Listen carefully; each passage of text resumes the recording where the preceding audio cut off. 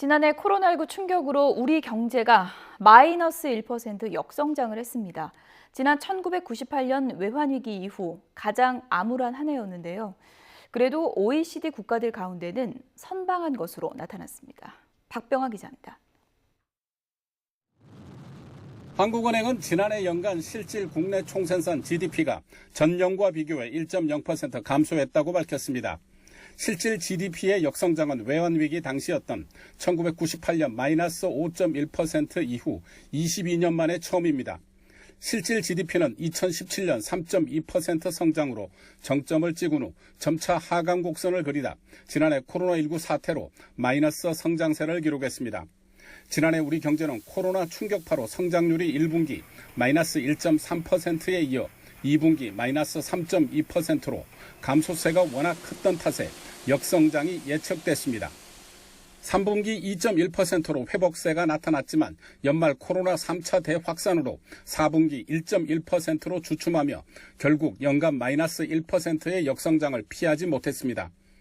2019년 4분기쯤 민간 부문에서 성장의 모멘텀이 좀 살아나는 듯 했었습니다. 그런데 2020년에 들어와서 코로나19가 발생하면서 전반적으로 소비 위축이 되고 글로벌 교역이 초기 단계에서는 약간 스톱 상태처럼 혼란이 일어나면서 지금 현재 마이너스 1%를 기록하였다.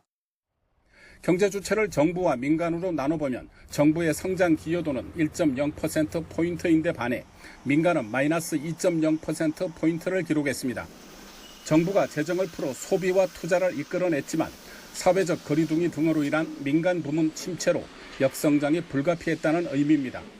지출 부문별로는 정비 소비 증가율이 5.0%로 전년보다 1.6% 감소한 데 반해 민간 소비 증가율이 마이너스 5.0%로 1998년 이후 최저치를 기록했습니다. 각국의 셧다운 강화 등으로 직전 분기 대비 1분기 마이너스 1.4%, 2분기 마이너스 16.1%로 고꾸라졌던 수출은 3분기 16%로 반등하면서 회복세를 찾았고 4분기에도 5.2% 성장했습니다. 하지만 연간 기준으로는 마이너스 2.5% 감소했습니다. 수입도 전년 대비 3.8% 감소해 2009년 이후 최저치를 기록했습니다.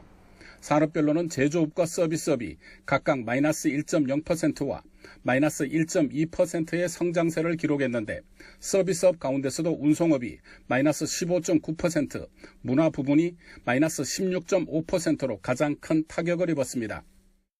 지난해 마이너스 1% 역성장과 관련해 홍남기 경제부총리는 마이너스 3%대에서 마이너스 10% 이상 역성장이 예상되는 다른 선진국들보다는 역성장 폭이 훨씬 작았다며 우리 경제가 위기에 강했다고 평가했습니다. 또 지난해 내수 부진이 뼈아팠던 만큼 하루빨리 코로나 확산세를 진정시켜 정상적 경제 활동이 가능하도록 하는 게 시급한 과제라고 강조했습니다. YTN 박병환입니다.